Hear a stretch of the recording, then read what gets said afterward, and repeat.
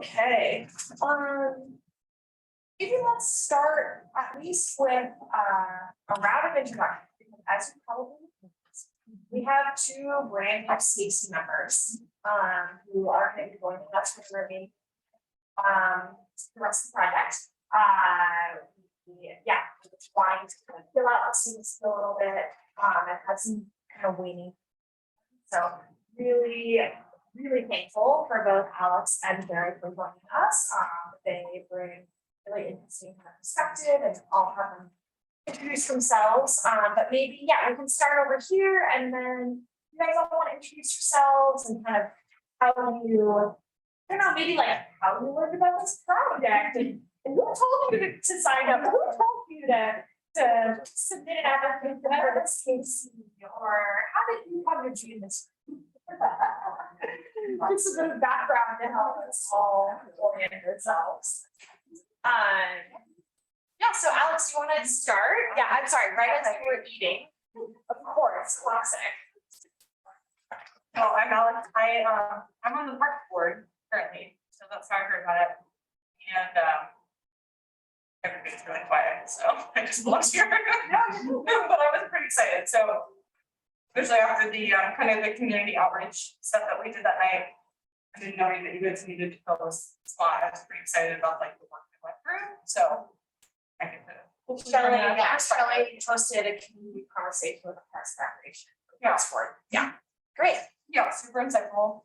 And I enjoyed that conversation, even though it's online, but as much as I could.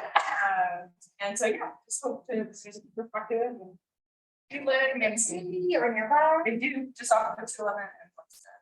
Have you been in Sandy for a while? About 6 years, and then, but I've been to Boring before that. I've only been in Oregon. Only. I'm Canadian at heart. Oh, are you? Whereabouts? East Coast in Ottawa, Ontario. Oh, very. Joey. I'm Derek Crosby, serve on the planning commission. And what? I really don't know. Sometimes in the lanes. I was involved with the predecessor.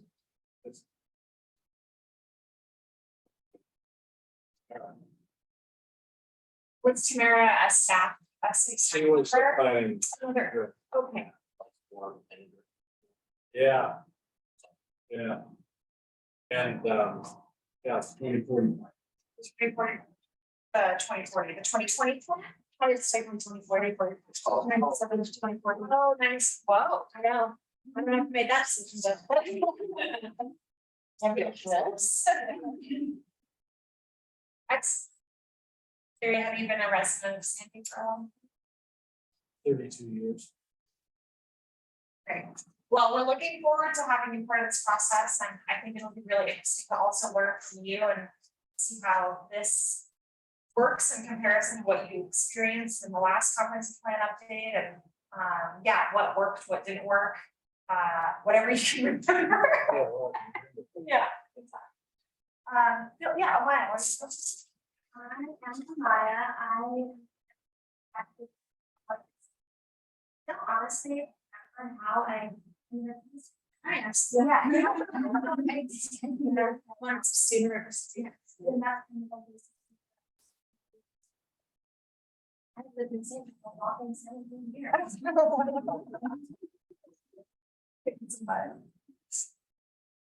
I'm Renee. I teach science at the high school. I took a stint to live overseas and a lot of other places, but I lived in San Diego most of the time.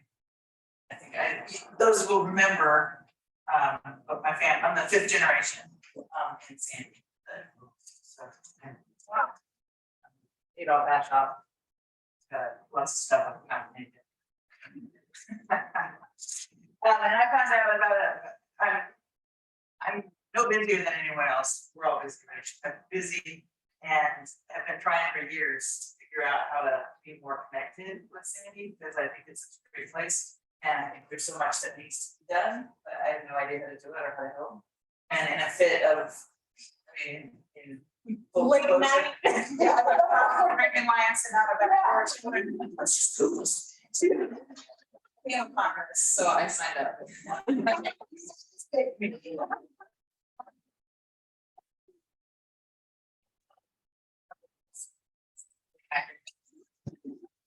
I think our engaged in the community, but on the parts of the community.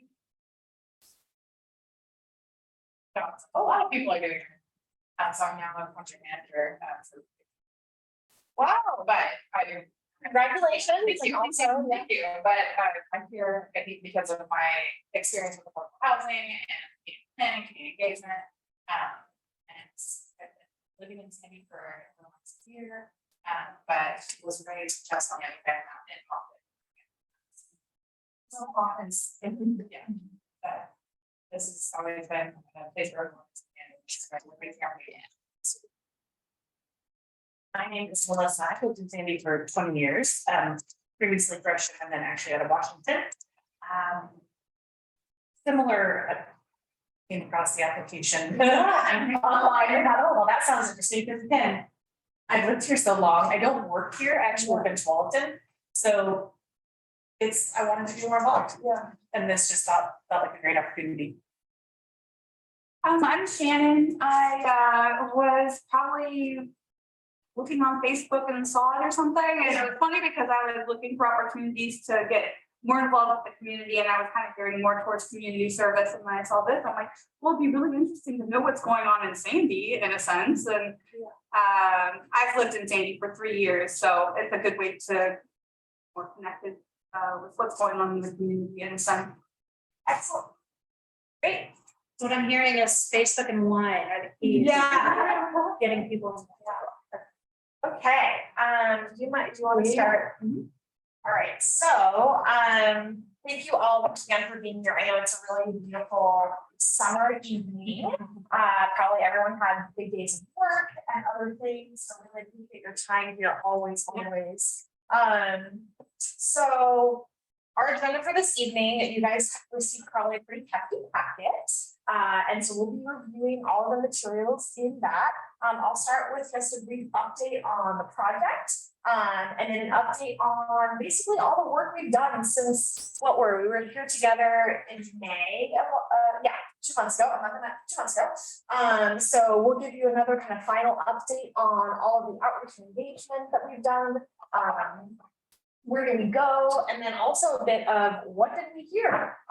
Which part of that is evolving with habits. And then really kind of the objective for tonight is not necessarily sitting around these tables per se, but I really want to start us co-creating the Sandy 2050 vision statement. So we have some posters up on the wall, and I think it's going to be kind of a do your own thing for a little bit. And we're going to start identifying words, statements, ideas, things that you're reading, things that you've heard from this presentation, etc. And then we'll just start slapping them on the wall and kind of see where we go. And then we'll be using this exercise as essentially building a language bank for writing this community vision. So really looking forward to your thoughts and reflections, and also just your general feedback. And some of the main ideas that you really think have kind of risen to the top through all of this outreach, and that we should be including in some capacity in the vision statement. So yeah, we're really just going to be here kind of co-creating this vision statement tonight.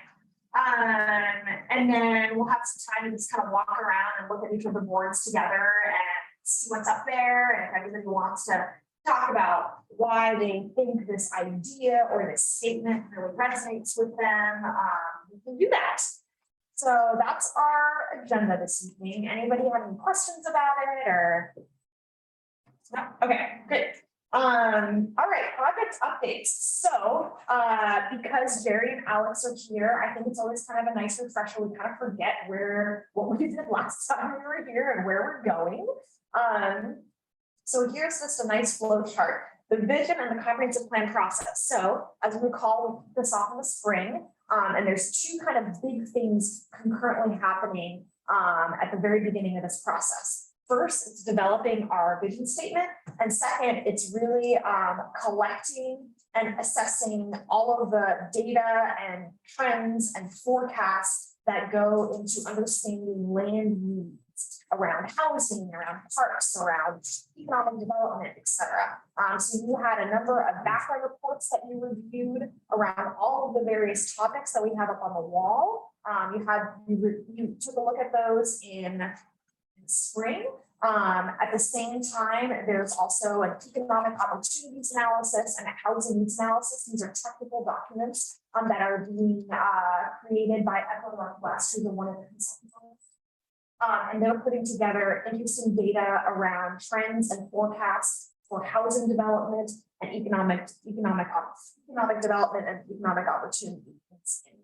So you will see the results of that likely late winter, early spring next year. And we're going to be using some of the data trends that we're seeing in those EOAs and those HNAs to start developing policy concepts for the comprehensive plan. So there's definitely a lot of technical and wonky information that's going to be coming towards you next year, but we will work through it together. So that's happening concurrently.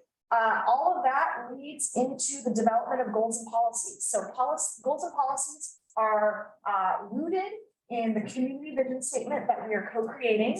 And then they are also informed by the data that comes out of housing needs analyses, your TSP, your transportation systems plan, your new parks plan, all of these really intensive documents that get into a lot more detail around these various systems that exist in cities.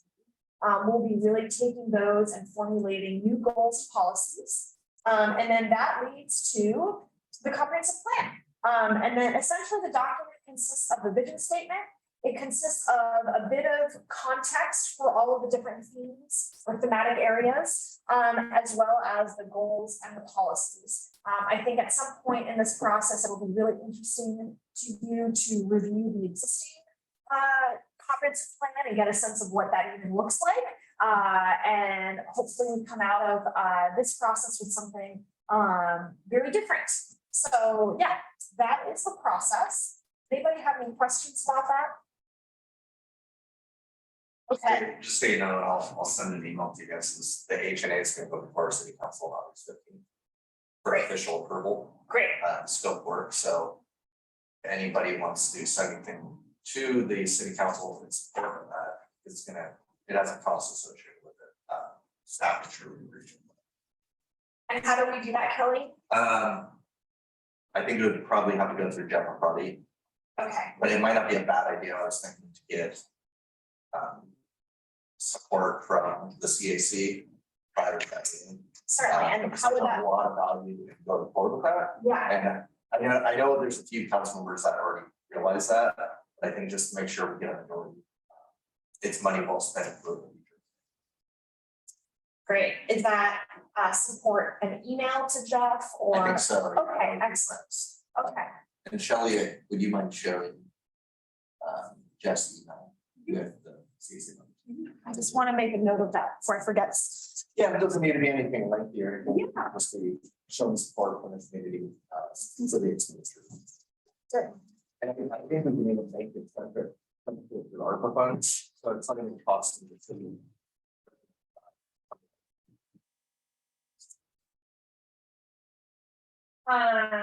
Great.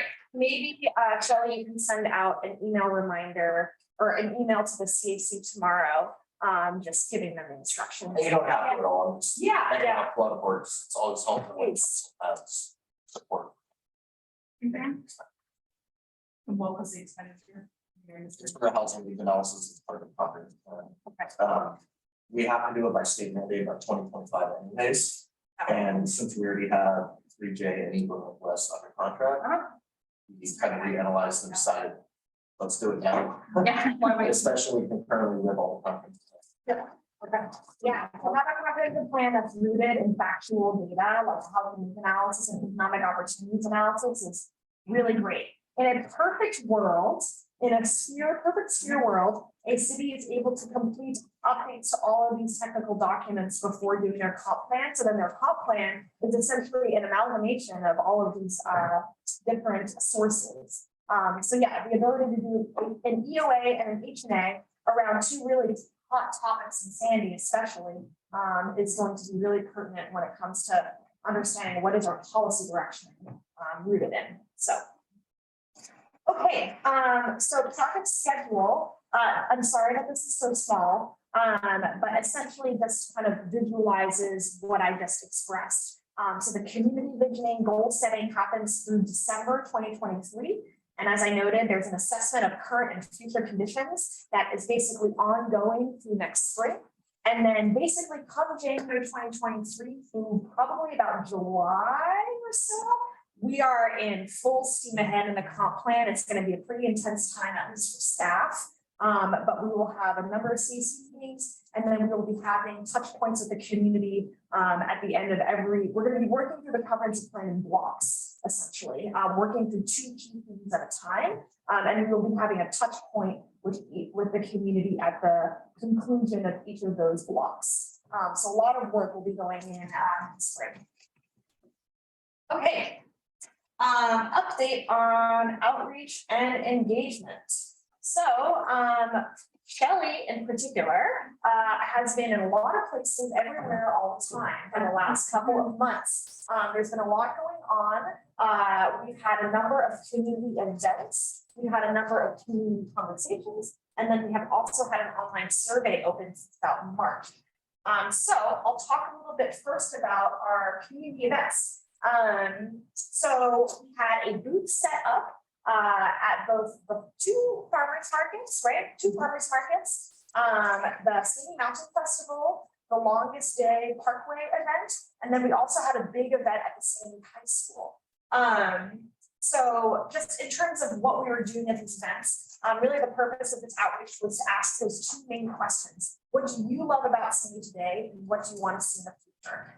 So all of the materials at the booths that we had set up at these events and the activities that we did at the high school were really geared towards getting to that kind of discussion with folks at a variety of different places and a variety of locations. So at the Sandy High School, not only did we also host community conversations, we also hosted a huge, essentially event, a community conversation event, community conversation on steroids, essentially, with a number of senior leadership and advisory classes at the high school. We had nearly well over 250 Sandy High School students that were engaged. Shelley and I were both there over the course of the week. In May, I want to say, for a couple days, joining in our classes, hosting these focus group discussions, and then having kind of a big event where we had multiple classes come and start identifying some priorities, ideas, thoughts, observations about where they live and what they like about where they live. So that was very exciting. Amaya helped take notes for that, and that was really well attended. The next is the Longest Day Parkway event. That is so smart. I know. Yep, I just realized. That was also another event that Shelley was at. We have a big retractable banner. We had folks able to write up on the poster boards what they liked about Sandy, what they want to see in the future. We had also a booth at the farmers market in May and June. Shelley, remind me, were there any CC members that were present at any of these events? Not formally. Okay. No. Okay. But we'll come show up and chat. Yeah. Great. And then most recently, we were at the Sandy Mountain Festival. And that was exciting because we had Nellie Rodriguez, who is Oregon's #1 talk show host. She runs Sita Con Nelly, and she was there. She's basically part of a project team for this project. And she was there at the Sandy Mountain Festival, and we did a bunch of surveys in both English and Spanish. And he was there just as a presence. And that was really fun and well attended. We have Karen on the left in the blue, who is a colleague of Nellie, who's in the yellow jacket on the left. So they came out for that, and that was really fun. Kelly, do you have anything you want to say about any of those events or how they went, or anything else to add? Yeah, The Mountain Festival was super fun, really well attended. We got a lot of really fantastic engagement. There's these folks from Veritas from our consulting team did a ton of work doing intercept surveys, which is where you can go up to people and start asking them questions, which I am not good at, but they are. So that was great. Yeah, these events, these kind of in-person events where you're not saying, here's a link to a survey, go to the survey, or here's an online thing, or here's a date for a company house, but just being where people are and they see the booth and they come up to it and just kind of these informal conversations, taking notes on posters, has been definitely worth it. I think worth the effort that we put into having those engagements. So yeah, they've been great. Great. And of course, at the same time, we had a number of community conversations ongoing. So first, thank you to any of you who held a community conversation with your own networks and groups. I know Shelley did a number of them. I did a couple of them. We had community conversations running through April, May, June, and I know Shelley had the Rotary. Rotary cluster. Great. So now we've had 12 community conversations. And this is yet another really awesome opportunity to have kind of high quality discussions in kind of a focus group or informal discussion with people that we as staff or the consulting team this might not have that kind of reach for it. So that was really great. We spoke to the Chamber of Commerce, Ant Farm Youth Services, Parks and Trails Advisory Board, Economic Development, Sandy Police Department, Sandy Net Advisory Board, the library, the planning commission. We had a number of community conversations with different classes at Sandy High School. In addition to with staff, I know Renee had one with staff and students. And then also a group of local developers, and then also some more targeted engagement with speakers through Nellie's Facebook presence, which has like thousands upon thousands upon thousands of so it's pretty cool. So that was really well, that really rounded out nicely. And then of course, through all of this, we had an online survey that was live. So if anybody didn't want to talk to us in the moment, the survey was live and we were always pushing that out to anyone and everyone. Live March to August, we got 137 responses to the survey and generally averaging about 450 visitors to the webpage. So if you are familiar, the city did recently transition kind of to an engagement platform, what is called engagement. And it's kind of a more interactive platform for putting out information and surveys, photos, and things like that. It sounds like the city's going to use it for a number of projects, but we're using it for the comprehensive plan. You do have to sign up for the web page in order to access it.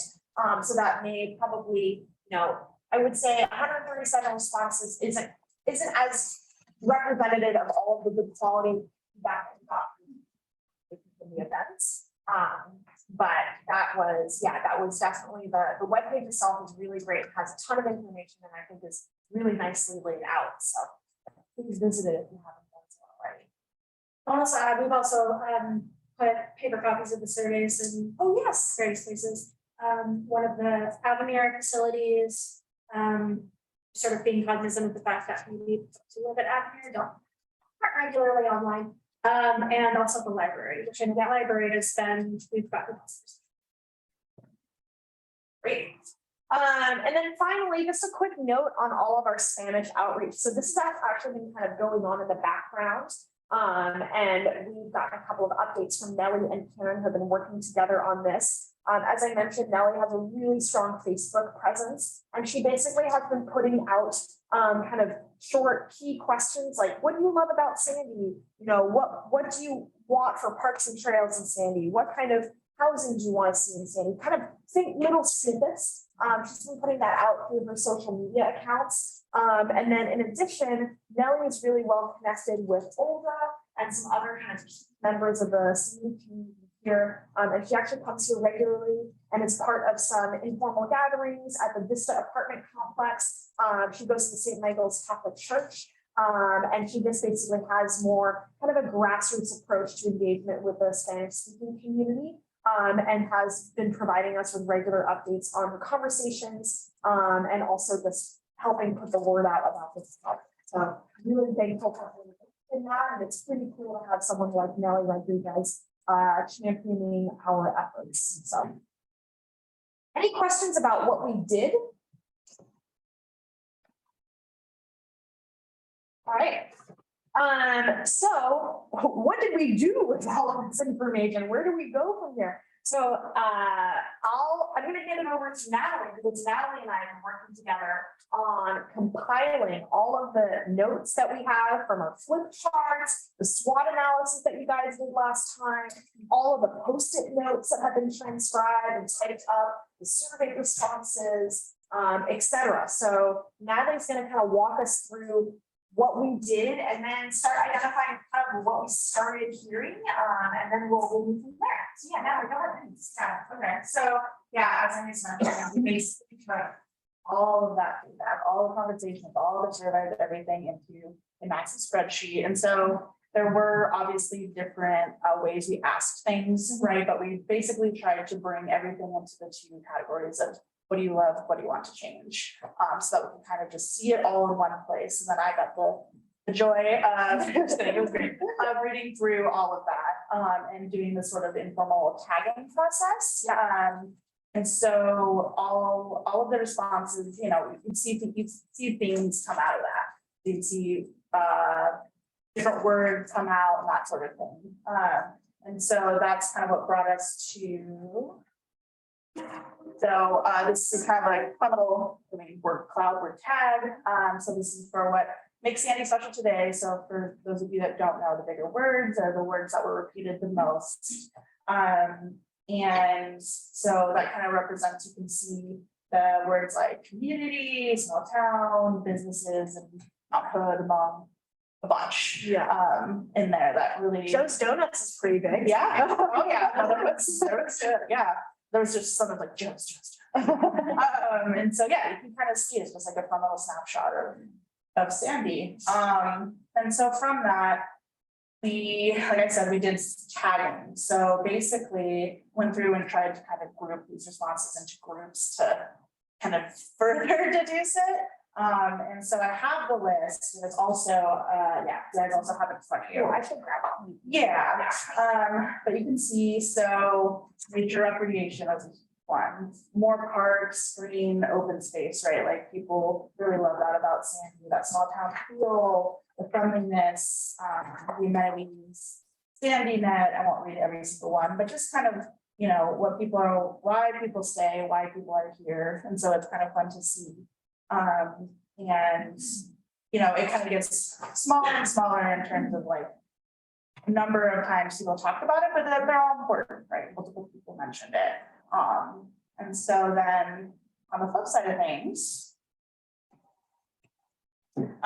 is what people want to see change. And so again, you know, you see these big words. And so I think there were words like bettering walkability, housing, and traffic. And I think people is obviously a big one in terms of wanting to kind of increase that togetherness as a community. People really want to kind of increase that neighborliness and that togetherness. So that was quite a bit. And so then again, you can see in your list some of the big things people want to change are limiting growth, reducing traffic, attracting more businesses, affordability, natural hazards, right? Wildfires, increasing visitation to downtown, living wage jobs is a big one, right? How do we keep people here? How do we keep people paid so that they stay here? And how do we also bring people in, right? So, you know, that tourism aspect of Sandy was brought up quite a bit in terms of people are going through, how do we get them to stop on their way to other places? And so that kind of helps us get a picture for, you know, this next step of getting into the vision statement and like what people need and want out of Sandy. So are there any thoughts or questions about any of that?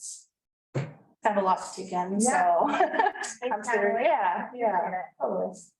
Yeah, so as Natalie mentioned, there is, so we included the raw data as an appendix, just so that you know where we're going here. And I'll reiterate that, building a vision statement is really building a language and really understanding how people talk about the things that they love and how people talk about the things they want. So this is Natalie and I's like kind of first attempt at distilling some main ideas. And I think really the key question here is, does this resonate with you?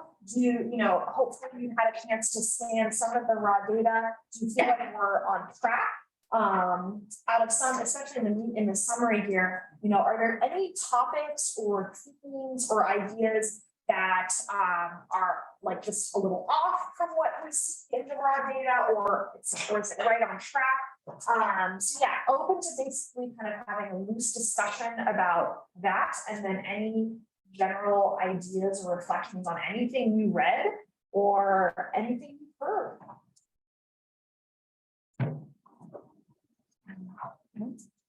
Yeah, sample size feel.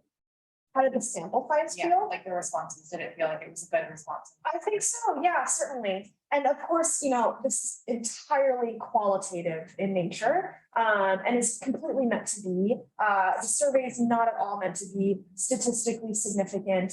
The sample size is not meant to be, statistically significant. The community conversations, I think, are really a source of high quality feedback, which is really where I think we get a lot of good information. So I would say that we had a lot of really high quality feedback.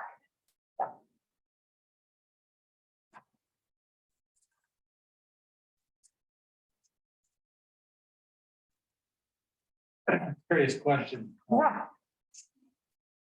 I assume that you or your team have been involved in other comprehensive plan. Yes. In looking at these,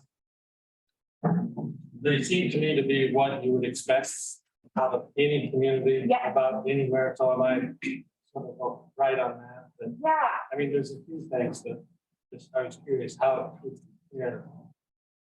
I'm just curious. Yeah, no, so for sure. I think something to talk about is vision statements, because they're so high level, can sometimes all sound the same. And, everyone wants a small town feel and, greenery and things like that.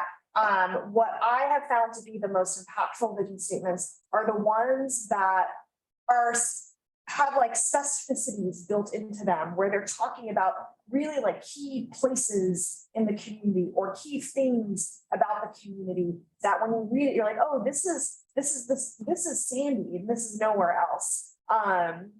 I think that, just by default, because the vision is so high level, that you tend to find a lot of similar ideas captured in vision statements. And I find that they feel rather unique when you start adding more unique sentiments to them, which means specific places and things. Yeah, but at the same time, not everyone it's a tricky balance to strike between being too specific, because once again, it is a vision statement, or too high level where it doesn't feel like it has much meat. Seems like the key would be the connection. It's not Joe's particularly, it's the idea of a business that has been in this community for a long time. Right, exactly. Touched a lot of people, and there's lots of examples. Yeah. But so trying to leverage or connect big and small at the same time. Certainly. And then also something else to think about is that a vision can talk about all of the things. It can talk about preservation and it can talk about development. Those are all priorities, or could be all priorities. Really where you see the vision start having legs is when you start developing goals and policies, because those are rooted in the sentiment or the aspirations of the vision statement. So even if a vision statement, has similar sentiments to other community vision statements, whether it's small town feel or park space, what that looks like in Sandy starts getting really clear and really specific once you start developing goals and policies.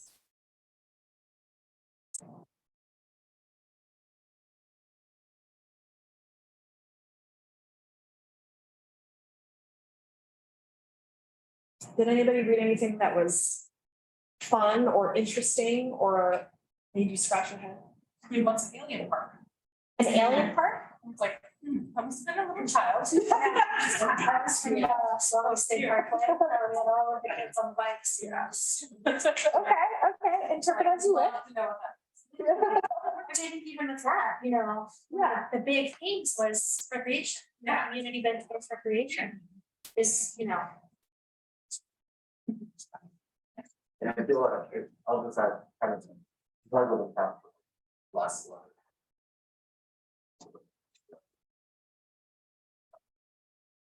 One thing that's interesting to me is when you got a community like homestead, it's mainly focused on recreation. I don't know if that's because the people that are out there are choosing kind of be active and be in a park and be on the bikes. But it's very interesting because when we do land use applications and get comments to people that don't want growth or kind of consider travel. But when you go out and maybe for whatever reason, that is typically not something that's based. I don't, I've always found that interesting, so we've done other studies. That's something.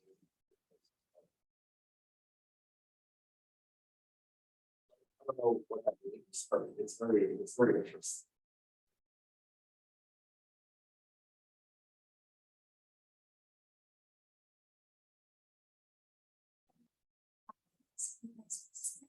Yeah, maybe a little bit of pessimism there. Remember that one? Yeah. That's a good ball, but. Nothing that's good or nothing. What, just nothing, just. Like, It's the TL DNR, too long didn't read. That's TLDR, yeah. Too long to read. That's definitely interesting. Yes. Just to read the responses from the developers. Is that under Sean, you posted that, right? yeah, we had a community conversation specifically with some of the kind of more local, not like the big builders associations, but with like the local people who do small scale housing developments. Yeah, because, you know, we were interested in, you know, all of the stakeholder, but especially because when we're talking about the future of land use, you know, we want to, the people who are going to be actually doing the implementing of it are going to be developers, right? That we can incentivize things, we can encourage things, we can create policies to make sure that things go in the direction we want to see, but when it comes down to it, developers are going to be the ones who are going to be. So I wanted to make sure that we include them in this process. Yeah. So some of the smaller developers, local developers,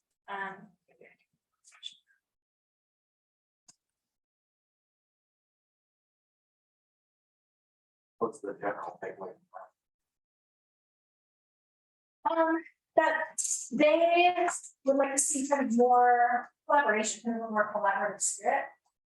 As opposed to something that feels a little antagonistic, feels a little like us versus them, but they'd love to see something that's more like, you know, more of a spirit of win-win, you know, of making sure that we are growing in a way that meets the values of the communities while also, you know, respecting their development rights. So yeah, that was kind of the big takeaway was you know, kind of creating a more collaborative atmosphere.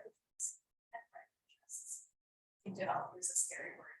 It really is, yeah. But there, I mean, it's like all over the board, right? I mean, you do have these big home builder associations with these, you know, lawyers that are way overpaid and, you know, but then you have kind of these like local small scale developers. Those are the folks that we want, you know, on our Well, side. then people are bringing up for them. Yeah, yeah. We don't have a lot of capacity in our culture writ large for collaboration, and what we think is collaboration, I would argue as a teacher, that it's not really collaboration. it's like, I'm gonna be part of it and you tell me what to do, and that's not. So, yeah, it's a big ask, but important.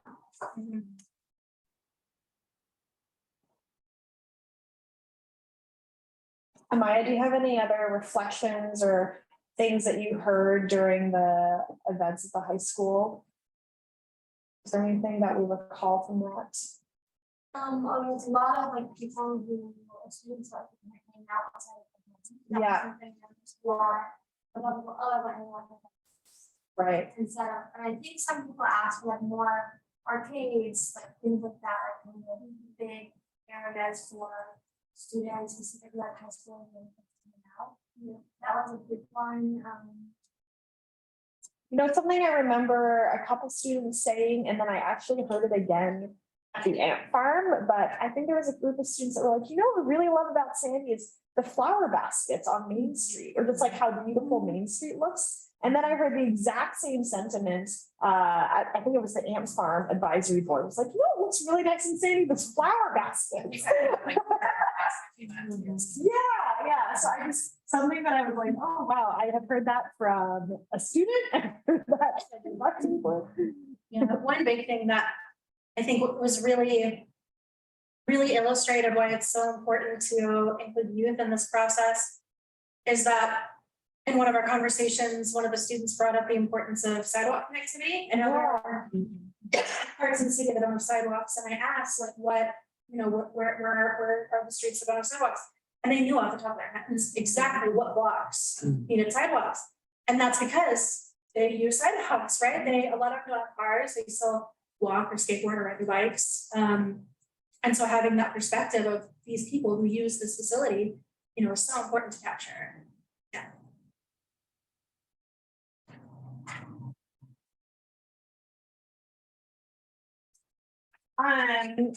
Well, if we don't have any like just group reflections or thoughts, my hope was to kind of take the next, maybe 20 minutes or so, half an hour, to think, you know, take your time. You can read through the comments and the feedback. And then I'm hoping for everyone to write at least one statement for each of the 1, 2, 3, 4, 5, 6 boards that we have up on the wall. The boards correspond to the 6 kind of key themes for the comprehensive plan: transportation and infrastructure, housing and economy, governance and growth management, community and culture, parks, trails and natural resources, and natural hazards and resiliency. So I have a stack of just these post-it notes, and if you want to take one or a couple, and based on what you're reading or what you've heard, start writing sentences, start writing statements, or if you can't come up with a sentence, like give us a word that you see come up a lot or an idea that you see come up a lot, and just start putting them on the board where you think they make the most sense. And maybe they're conflicting ideas. So we just kind of want to get your interpretation of the material and start, as I keep saying, creating this new thing. So yeah, I'll hand these out. I was gonna say maybe there's enough for everyone, but it might not be. But yeah, one for each, or if you are feeling inspired and you have more ideas, go for it. But yeah, why don't we just kind of take your time, do what you want. And we'll just have quiet study time. Next time, 40 minutes or so. And I will just put some down here in case you guys want to start writing anything.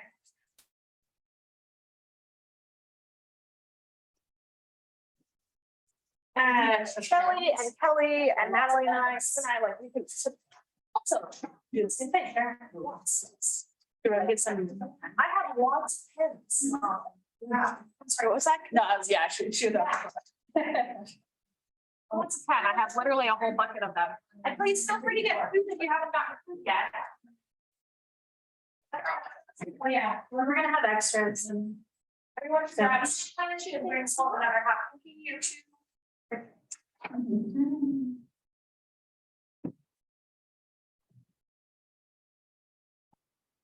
Do you have a pen? No, I need. So when you're envisioning us writing statements. it's Yeah. Collaborating multiple, like, or multiple. Sure, A topic or like Sandy, like, is it like? Yeah, so- Like, what do you Yeah, see that's so without- great. So the way that I envision it is the statement goes, in 2050, Sandy is, Sandy has, Sandy does. That's kind of maybe the verb that we want to use. So in 2050, Sandy is what? Sandy has what? It can be a very complex idea. Or it can be something really simple. Yeah, well, let's maybe start that. You know what? I might even just edit this slide with that statement. And then it's just like here for all of us to see.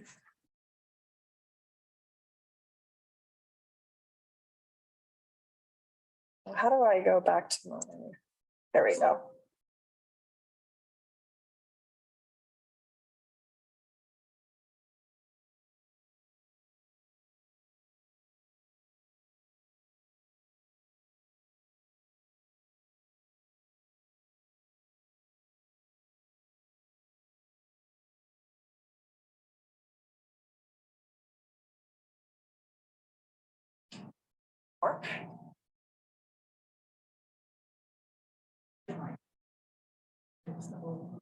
Oh, it is, it is. How do I not? See it? Can I do a file save as?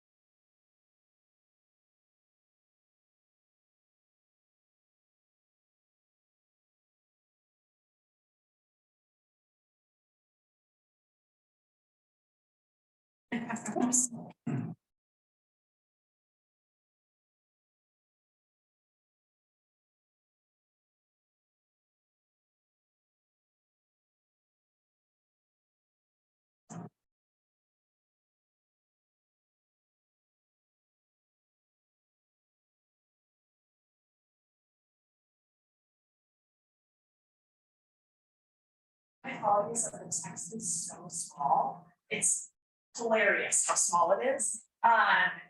If I made it any bigger, I think you guys may have had like a big. And it would, it's like, it would be overwhelming because like, what group is this? So my apologies, at least online if you look at it.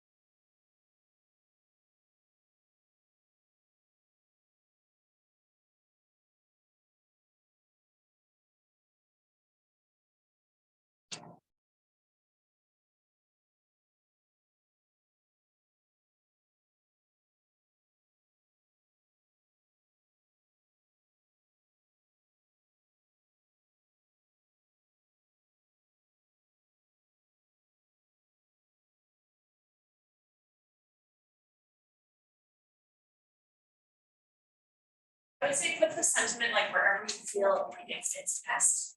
And who knows?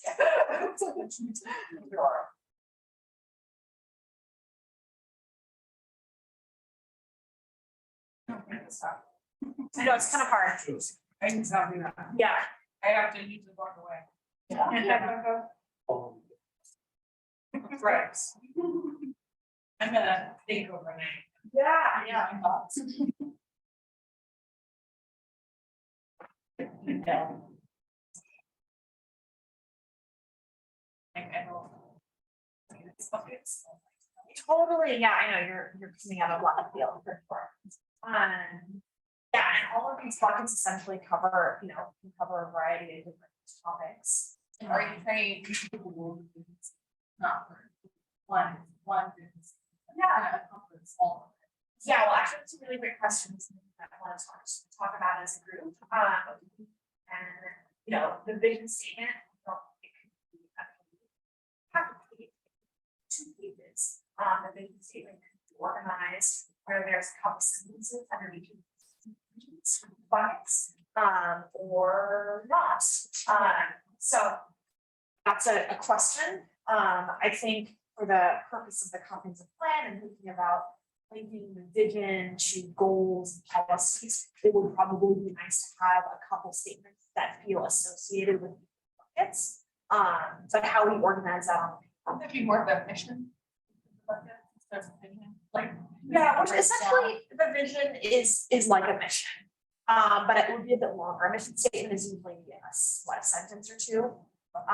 And a vision statement. I'm just thinking like into why I encompass all of these, like, in a way, have your vision, that's direction. Mission towards. Yeah, trying to that, achieve. yeah, no, certainly. So that's actually where the goals are coming in. So we're working at like one level down where it's vision statement, and then the goals will create those kind of aspirational statements, which some might read like a mission statement, and then the policies are like, how do we get there?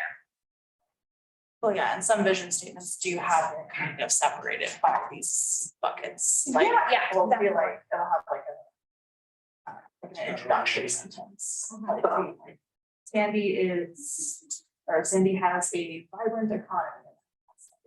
A thorough, like, paragraph explain what that looks like. So, Yeah, right. But then what does that mean? Then it's like, yeah, what do the goals say? And then what do the policies say? And then you can kind of start painting that picture.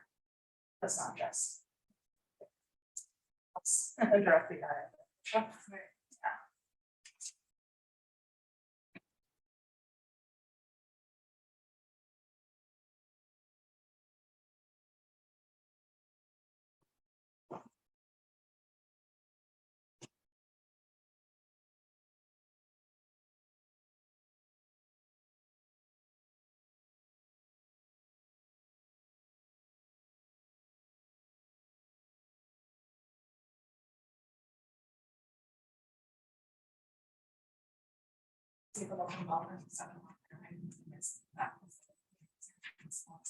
Yeah, it's hard to see.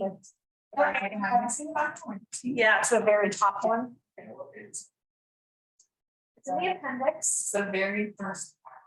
Looks like it's the first header. looks like it's the header, but it's not involved. I thought that was the header. Yeah.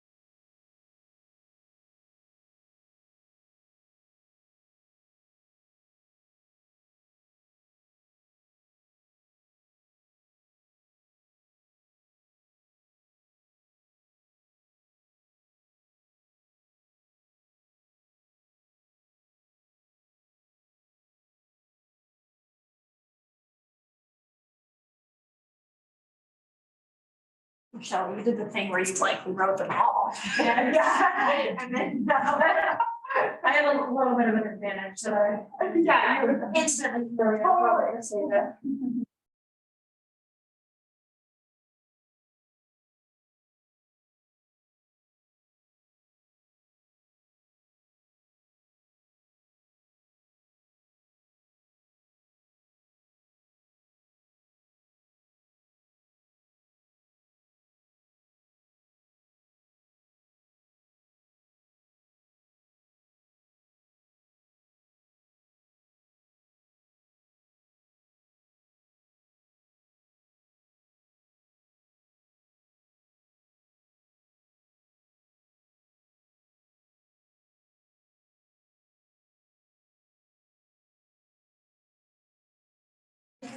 Oh, there's a garbage in there. Right?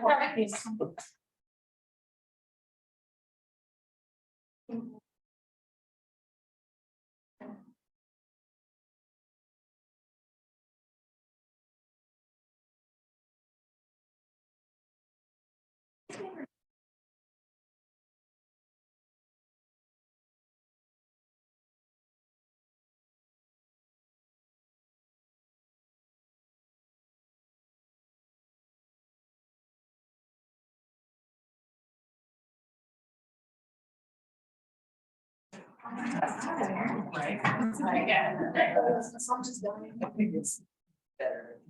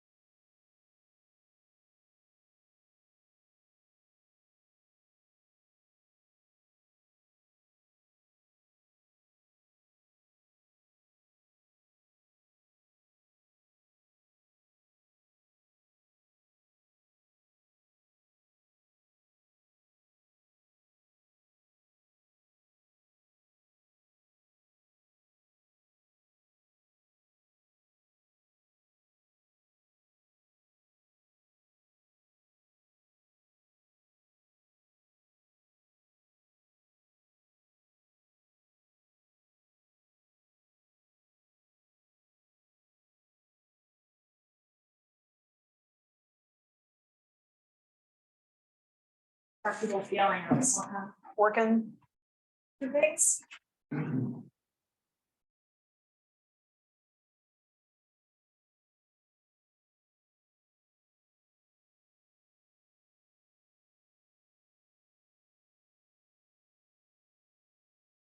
Maybe another minute or so. So we can kind of walk around the room and see what folks wrote.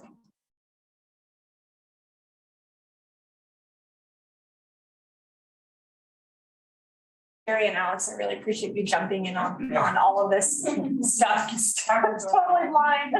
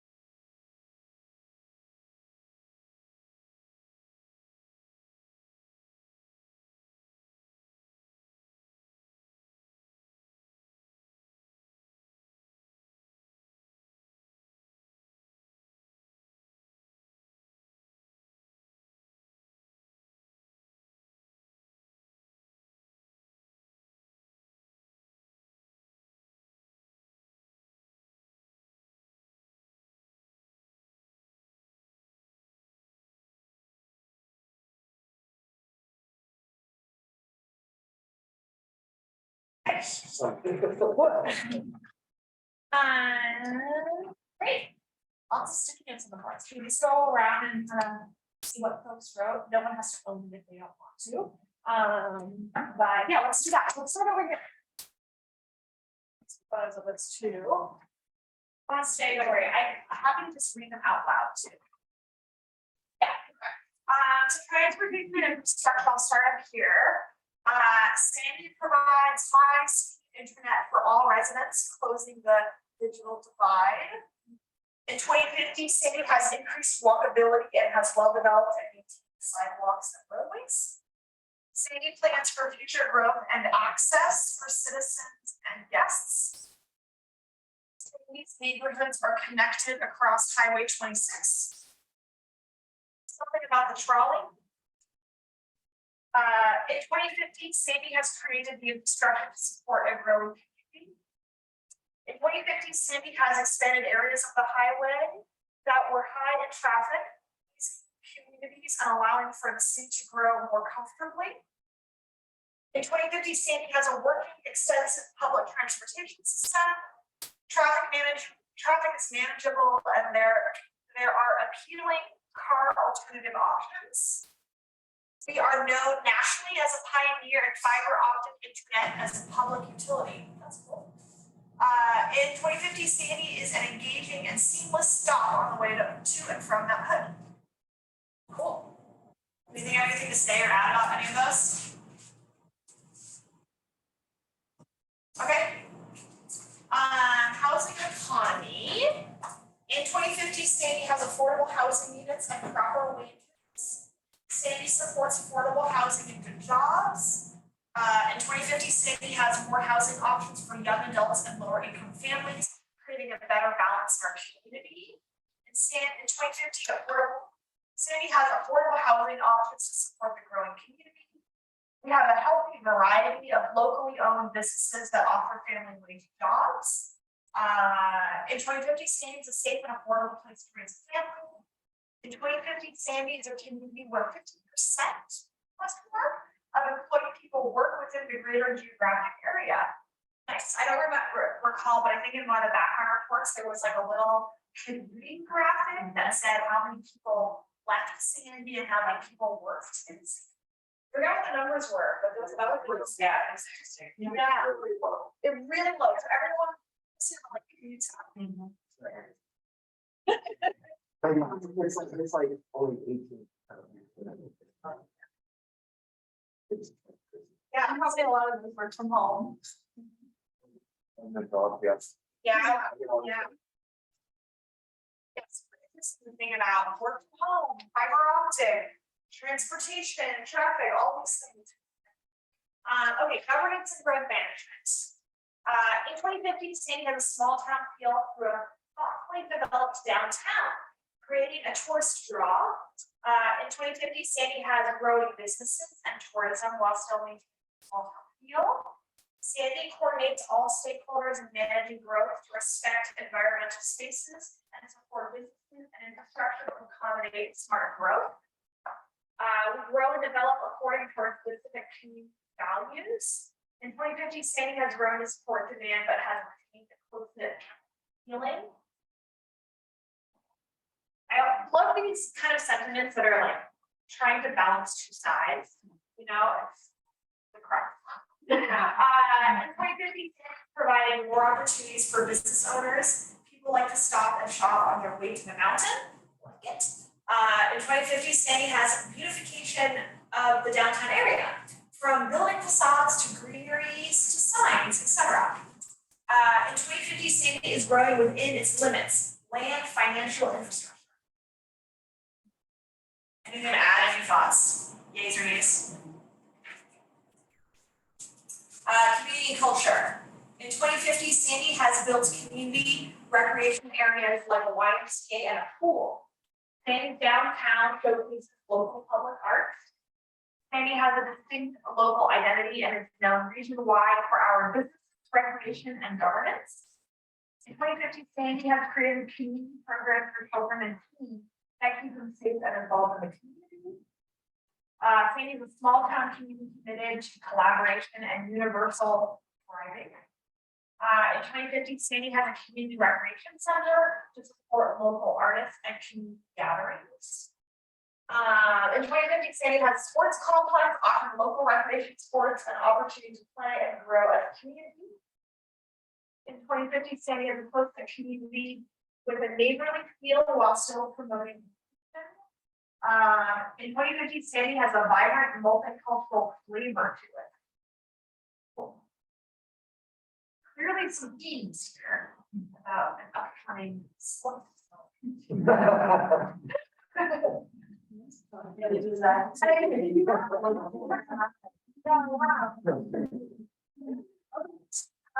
Parks, trails, and natural resources. So, in 2050, Sandy is a community that prioritizes incorporating green space and accessibility. 2050, Sandy will be known as a pleasant place for outdoor activities. We have strong policies to protect our natural resources, such as air, water, tree canopy, and green sheds. A lot of things.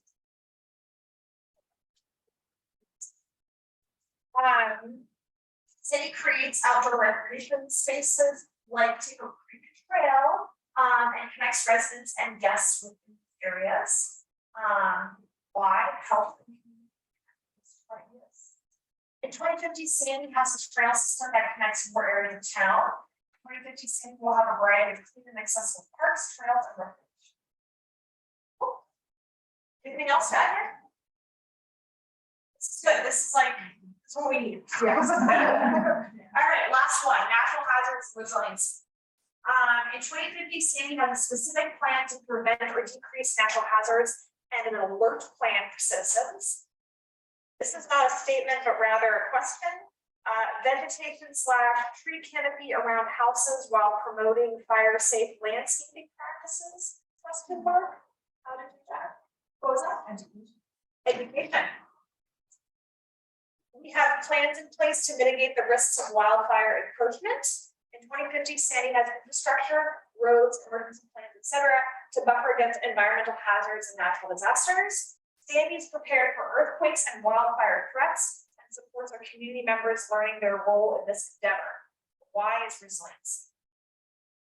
2050, Sandy has a solid emergency response plan, a full police department. Sandy is very safe.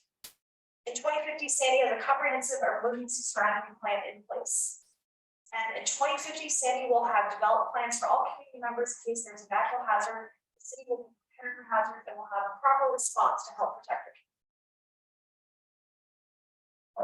Can I add something to that one? Yeah. So I'm on the DLCD, which is the Department of Land Conservation Development, it's their stakeholder group. And so I think there's 18 or 20 of us around the state. There's only actually like 3 people in the metro region, so it's me, one person in Washington County, I think one person. Yeah, which is not really the metro region. And it's made up of planning directors, fire chiefs, I think there's like 2 police chiefs on there.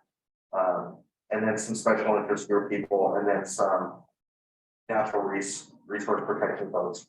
And what we're doing is putting together, I think we've met 4 times, so we have 2 more meetings, and we're putting together a proposal to the state legislature to pass some minimum requirements for developments for wildfire protection. And then what's also going to come out of that is I'm going to be on a rule writing committee. So Sandy will have a seat at the table on the whole statewide level planning efforts behind wildfire prevention mitigation. So I just wanted to let you know we do have, I'm very active in the group and very active in the state on it. And so we will always have a seat at the table and be getting our thoughts and different things that come out of this process and that. The only ones that collect those numbers, so. Yeah, that's great. Yeah. And that's gonna be really useful when it comes to developing policy statements and goal statements from your experience and your kind of the conversations that are happening at the statewide level. Yeah, so the state is most likely going to set minimum requirements for evacuation planning. That cities want to comply with by expectation, most likely. The ODF, I think on Monday, just officially released the statewide fire rating mapping, which shows wildfire risks to different communities. How that will impact property, insurance is yet to be determined, but it probably will have some impact on it. And then, the state is also looking at other options for minimum space distances, especially on county lands. So, exactly, you're trying to, if you want to vegetation in your high fire risk prone area, you get insurance rating, just like a FEMA symbol. You'd have to get the vegetation part of the house. So there's a lot of efforts happening in the state. I just want to. Is there anything about conversation The about that? one, Because I know like area coast like talks about earthquakes a lot and with the impacts if the if the land has been So, yeah, so this group is solely focused on wildfire. However, because they're looking at. So the only things I know in the state that have been required to be thing is from areas. And so that's very few of the communities. So this will at least make an evaluation requirements for other communities throughout the state. And whether that will be good for earthquake prevention or. I don't know. One thing you understand is we're pretty different soils. We don't have a lot of.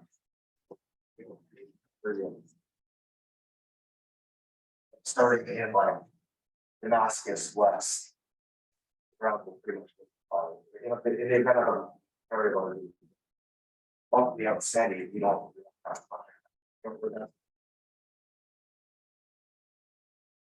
good to know. Yeah, I don't worry about it. Well, we're about to. Okay,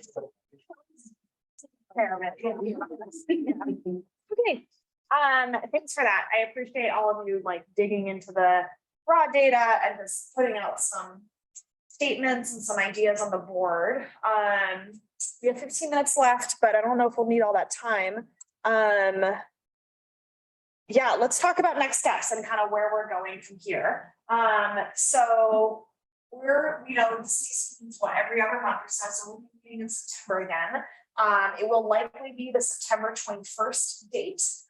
So maybe mark that in your calendars for now, Wednesday, September 21st. That 6 to 8 p.m. timeframe. Charlie will send out an email and a reminder and a calendar invite once we nail it. But what's happening between today and September is we are going to take kind of all of this that's on the walls. We're going to take the feedback that we have and some of those key themes, and we're going to kind of take a crack at developing the vision statement. So we want to come back to you in September with a draft for all of you to review and then get your feedback on. The other thing that's kind of happening around that time that we're interested in your thoughts on is this is kind of the culmination of the visioning work that we've been doing since March, essentially. And so we have, on our schedule is to have some sort of community-wide open house or some sort of community event where we can unveil this draft vision statement and get some initial feedback on how it sounds, how it reads, is it reflective of what we've heard? So it's an opportunity to essentially report back to the community on, hey, like this is what we heard from you, these are some of the key ideas we heard, and then this is what we did with that information.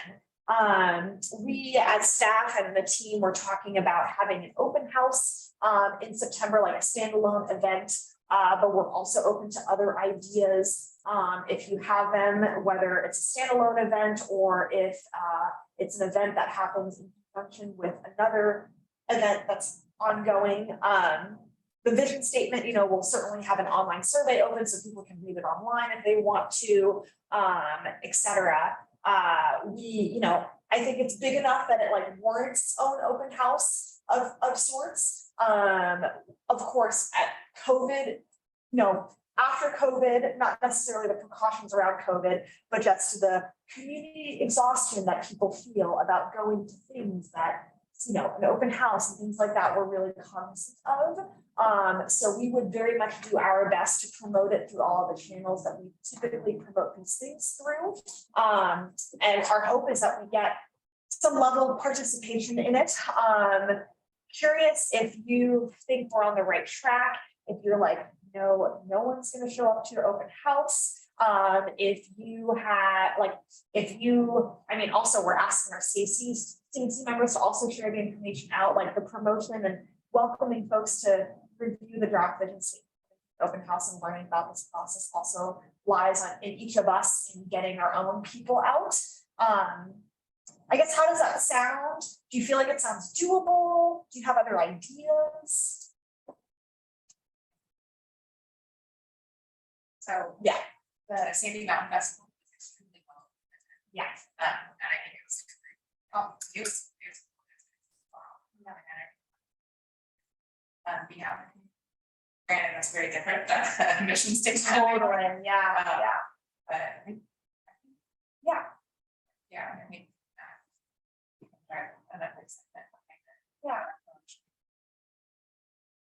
Yeah, we'll have, information out in the same source about it. We'll put it out through social media. What we can also do is prepare like a little media package for all the CAC members with like a Facebook post and some draft language for an email blast. And then you can just kind of copy and paste it and modify however you want to and send it out to your own email list, own email, whatever, or your own Facebook pages or what have you. As well- Flyers, too, flyers in the library or. flyers in the library, okay. Just want to make sure we note this down, flyers in the library, maybe a media package for all of you that was used in some capacity. Like, where are you gonna have it? Like, where are you? So we haven't discussed that fully yet, Just thinking. How many people would you pick to be in? likely not a ton. Yeah. And it would be an open house format, I think having food would be nice. Well, there was 137 responses online, right, to the online survey. You have all those people email addresses, right? Yeah, exactly, yeah. So I Totally. think 50% was interested. Yeah, we have a private email list for sure. That would make Molly. A fundraiser, like it could be like a viral event. Food. Yeah. I like the idea, one thought that comes to my mind, though I don't have a solution to, Yeah. is rebranding the name from Open House. Yeah, please. Which, to what, I don't know. Totally, It's okay. like an unveiling or something that's a little bit more Yeah. non-boring. Totally. Yes, yes, yes, yes. The open house in the high school is not all intended, maybe not. No, I love that, yeah. It can totally be something, yeah, it can be a way more If you want, interesting. Learn about Sandy's biggest. Yeah. I'm mysterious. I'm still like, I don't think I've done pretty big, Sam, but I don't think he's gonna be on board with that. So the one that I have is like, so typically these sort of events are done up in parks. There's one, The community room here. there is one alternative that might get a lot higher attendance. Uh-oh, you're looking at me. No, it's to rent out the entirety of River's numbers. Oh my gosh. That would be. And we did something in the public Wednesday night, I think that party lot's not real full. That people are there, but it's not on Wednesday night. And I was thinking on Wednesday night, I'm sure they'd be open to us running the whole facility, and I don't even think it costs us much to do that. So that's an option. Yeah. I just thought Little this. samples, yeah. Definitely. And then it's also like for, I think the other thing is open after hours over there. I agree. Anyway, it's just a thought. Yeah, It would be somewhere that would be unique and different. Yeah, fun, I love and that, yeah. People and kids can come and kids can run around crazy for. You can also have whippersnapper share on their social media as Yeah. well, because it'll be you might be able to say, can you sponsor part of it?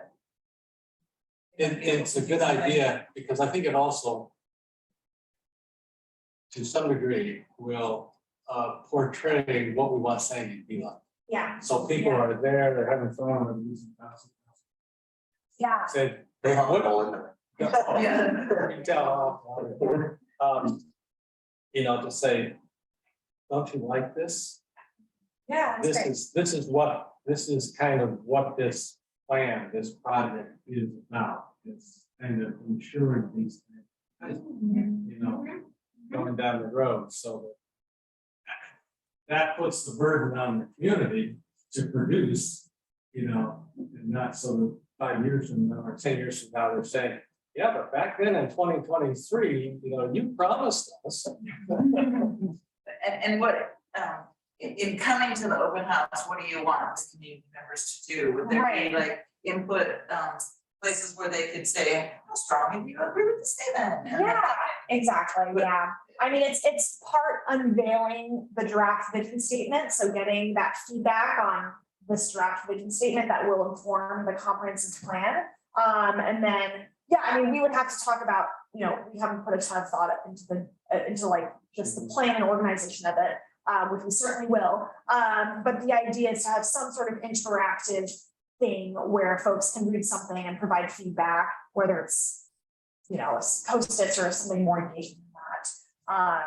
But I also think that having food is probably an important element of it. I really like the idea of a youth fundraiser of sorts. I don't know if Kelly and Shelley, you can talk more about that. Because I know we can start on the food. Supporting one business. Their hours, they close at 4 on Wednesdays, so if we wanted to run it out for the evening. That's. So the one thing I like about it is like a one-stop shopping. Yeah. The other thing I like is so the thing I think, I'll just be honest with this, working government for almost 18 years now. The one thing government does poorly sometimes is promoting local food. And I think this is an opportunity, we have budget for this. We can put it in one of our parks, but we do a lot of events already in the parks. Instead of that, we can get the money for it. That Yeah. really struggled during COVID. Yeah. Yeah, I agree. I think that would be a really great tactic. Cool. That's great. We will talk more about that. But yeah, so clearly there's going to be some email communications over the next month or so as we start formulating our ideas and kind of organizing a plan for the open house, identifying a place, a date, the outline of it. As I mentioned, we'll prepare a media package and then we'll send that out to you. And then you can share as you wish among your own networks. And then, I would say we're likely looking at this event in late September, whether it's before the CAC meeting or after, likely after the CAC meeting. You'll know, but keep that in mind. And yeah, that's it. So there's a lot of work for us to do between now and September. We have to draft our vision statement and organize something else. Yeah. Not an open house. Yeah. We're gonna organize an event, balancing castle, Berkshire, future fest. One last thing that I wanted to add is as we go into kind of our final push for, getting folks involved in the survey, doing these community conversations and kind of doing that kind of outreach. One of the things that I would really like to include in that, if you notice on that list of community conversations, it's a lot of advisory boards, a lot of sort of clubs that already exist, right? A lot of kind of going into spaces that already exist, and not a lot of, just residents, just normal folks, who aren't necessarily part of an advisory board or a technical board or whatever. So one of the things we talked about doing is, if this is something you would be interested in, if you wanted to invite your neighbors over for a community conversation, we would be able to take care of all of the logistics, all of the facilitating. It would just be, in your home if that's comfortable for you, or we could meet at a park somewhere. We would bring all of the materials, the easel, the markers, everything that we could bring food.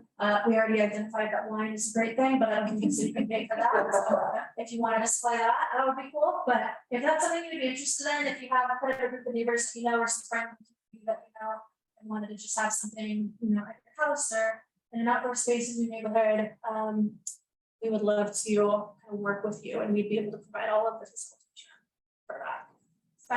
That is Shelley's last call. Yeah. So, what is your, what we see? Yes, we're gonna close down the online survey on August 7th. Like I had it in my notes from yesterday. Whatever that Monday is. The 8th, Monday, August 8th, we're gonna close the survey down.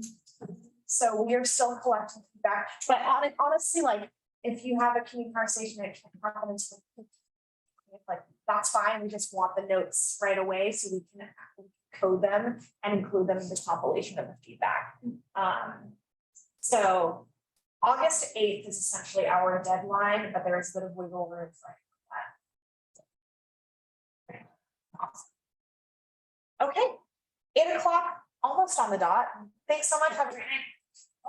Thank you, guys. Oh, take extra food. Yeah. I will collect and my grab. Back there. Thank you.